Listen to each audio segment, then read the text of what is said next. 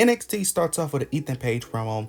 He comes out, he ends up mentioning his victory over Ora Menta last week, retaining his NXT championship, and starts, boosting himself up, talk about he's the talk of NXT.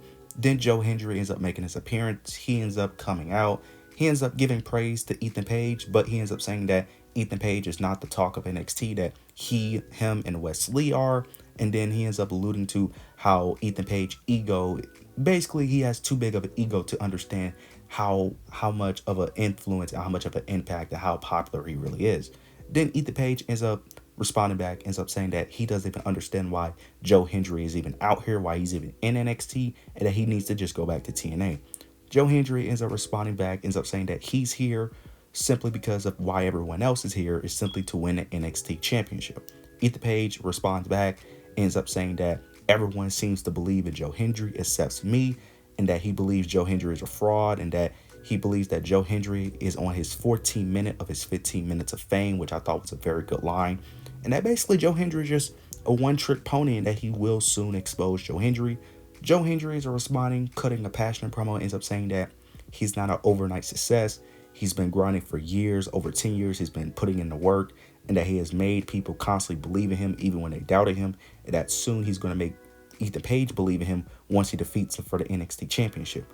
Then he ends up transitioning into mentioning the places he's going to take the NXT championship, which he ends up transitioning into his song because he starts naming certain cities and states in his song. He ends up transitioning into his song where the crowd starts singing. Ethan Page gets annoyed. Then as starts singing his song, he gets out of the ring. Ethan Page gets out of the ring, and then out of nowhere, Wes Lee ends up super kicking Joe Hendry, and that's the end of the segment there. Really good segment, really good opening segment. Joe Hendry and Ethan Page was very, very amazing. The promo they cut was very great. Wes Lee heel turn has been really good. I love what they've been doing here. This was a great way to open NXT. Next, we get a segment with Ava. She ends up announcing that next week there's going to be a No Mercy Gauntlet Eliminator for Roxanne Perez NXT Championship. There's going to be 6 women. They end up having a little spinner. I don't know what you call it, but a little thing that you spin with balls inside of it. Kind of like what they used to do with the Royal Rumble back in the 2000s, kind of. They had that. And the 6 women that end up getting pulled out of the little spinner thing was Jada Parker, Adriana Rizzo, Kendall Gray, Sol Ruka, Carmen Petrovic, and Ren Sinclair. Out of these 6 women, I think it's very obvious who's going to win. It has to be Sol Ruka, especially for No Mercy against Roxanne Perez. The only person I could kind of see is Jada Parker, but you kind of want a babyface to face Roxanne Perez, unless they pull a Lola Vice where they just turn Lola Vice heel in the middle of the feud. I can see it, but I think the best choice is just to have Sol Ruka face Roxanne Perez, have her be the babyface against Roxanne Perez. It doesn't make sense. Kendall Gray, way too early. She should not be fighting for any championships. Same thing with Carmen Petrovic as well. She's way too early. She's still a bit green. She needs some more seasoning. Ren Sinclair, she's doing the no quarter catch crew. It's no reason for her to be in it. The only person, Adriana Rizzo, same thing. She's busy with the family. Doesn't make sense. The only person that makes sense is for Jada Parker or Sol Ruka, but my pick is going to be Sol Ruka. She's going to be one going to No Mercy to fight Roxanne Perez for the NXT Women's Championship. Next, we get Charlie Dempsey versus Tony D'Angelo for the Heritage Cup. This was a solid match.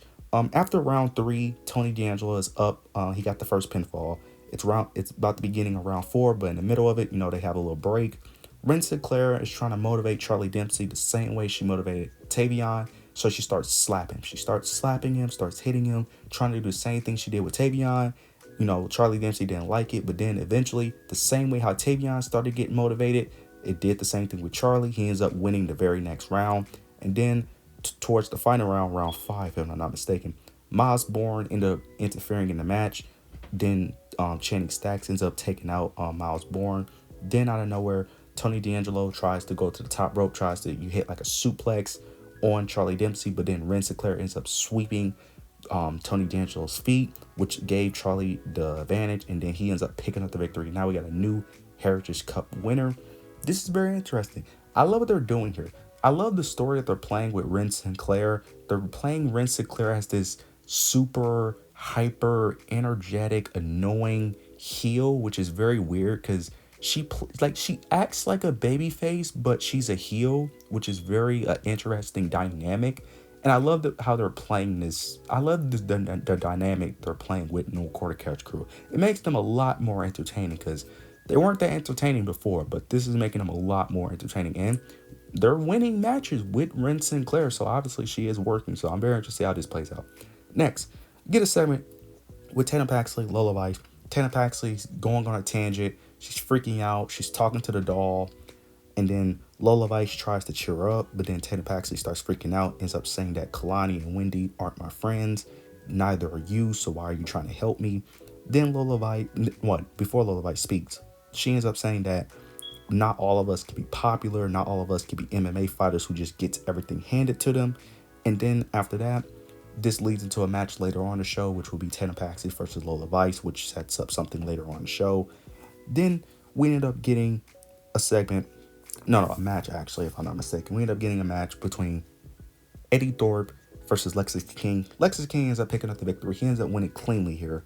I don't know if this feud is going to continue to keep going. I kind of is just not interested in this feud. This feud is it's just a bad feud. It's just stupid. Like, why are two dudes feuding because of music? That just doesn't make sense. Like, two guys should not be feuding in wrestling over music. That's literally the feud. The feud is, I don't like your music. You should stop playing your music, and you should play my music, so we're gonna fight. Like, why is that a feud? That should not be a feud. I like Lexis King a lot, but they need to hurry up and wrap this feud up or make it more personal, because having them fight over music is the dumbest thing I have seen in a while in wrestling. Next, we get Lola Vice versus Tatum Paxley. Towards the end of the match, Wendy Chu ends up attacking Kalani Jordan. She was outside watching the match. She ends up putting her in like a sleeper hold. Then Lola Vice ends up taking advantage because Tatum Paxley ends up getting distracted and ends up hitting her with a punch and ends up picking up the victory. After the match, you see Wendy Chu holding up the NXT North American Women's Championship, and Tatum Paxley and Lola Vice ends up comforting Tatum Paxley, so it looks like they're going to be friends, which is a very weird and interesting dynamic. Curious to see how this story plays out. Very interested to see how this story plays out, because it looks like these four are going to be fighting for the North American Championship, which is a bit concerning, mainly for Kalani, because Kalani right now with the North American Championship, she has put on good matches, but her character is very one-dimensional and bland, and she's so green that it's very hard to make an interesting title reign with her, because right now she is the least interesting part of NXT, if we're being honest.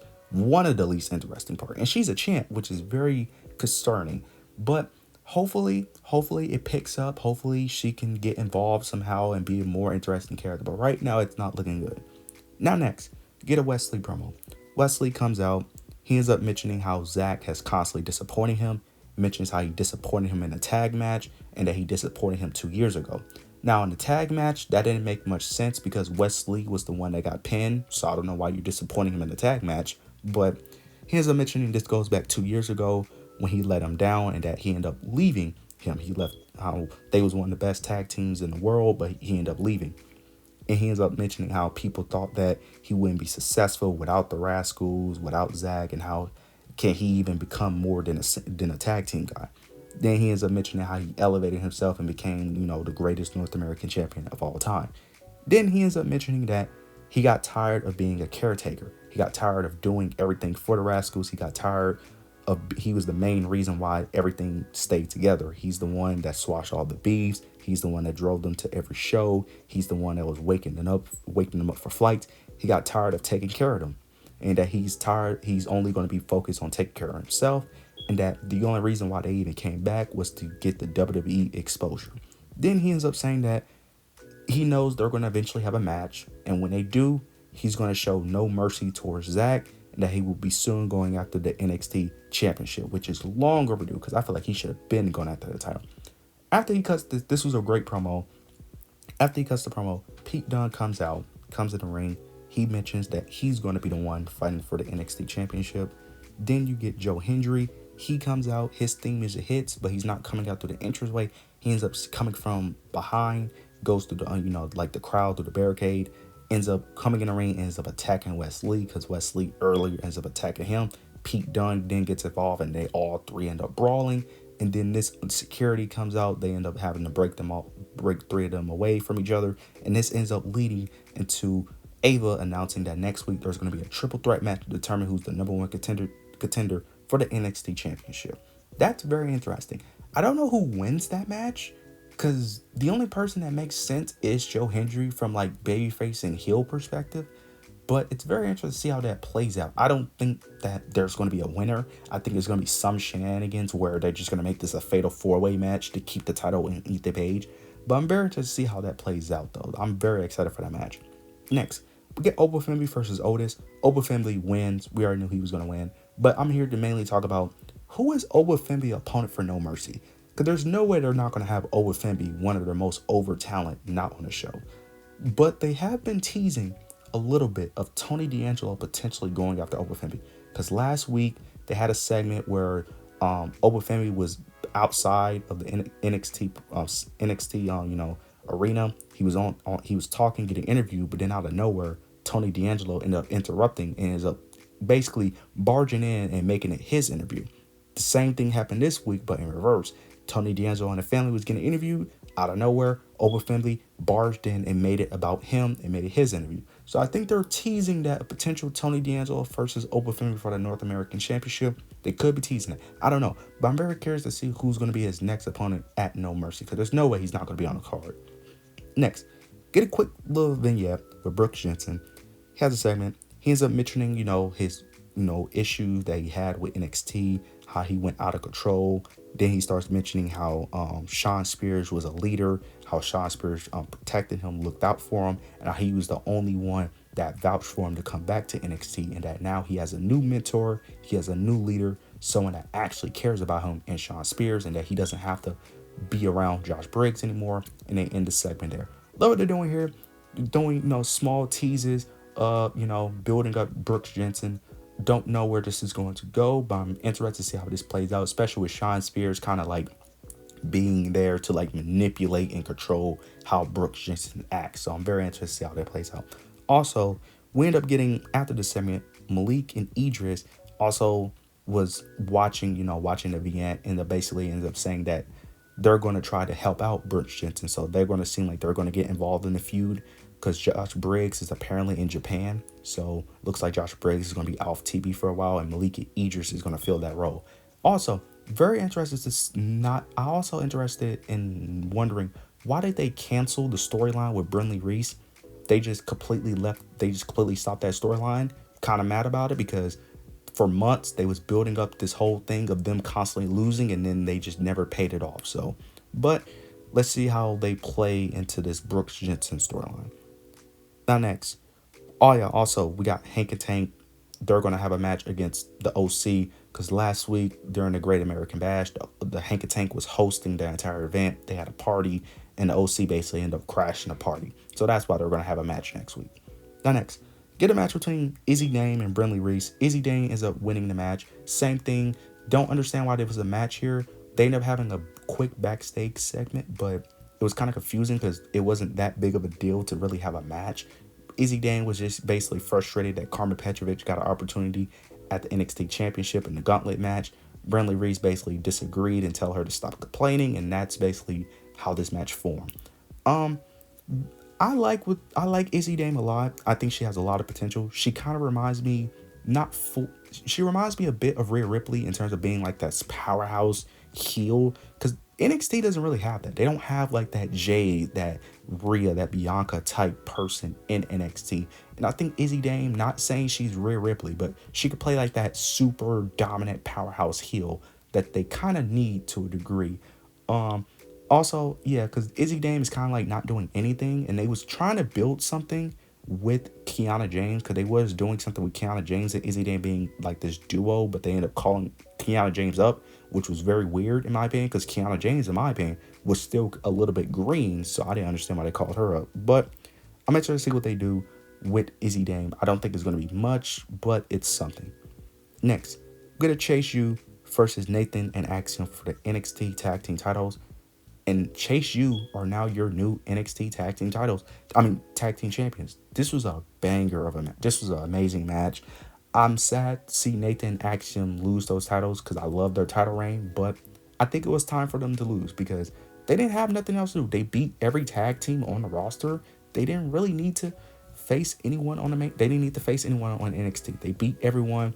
They had all the stories that they could have possibly told. Chase you can actually tell new stories, and was a great moment. Chase you going through, losing the school, going through the JC Jane situation, and eventually coming back, getting everyone back together, and eventually becoming tag champs. This was a great story. This was amazing. Look, and plus they could always tell the story of them eventually breaking up with Duke or Rich, turning on each other. This is great. I love what they're doing here. This was an amazing episode of NXT. I thought it was a really great episode of NXT. I'm very excited for NXT No Mercy. You guys let me know your opinions down below. Make sure you like, comment, subscribe. But yeah, that's it.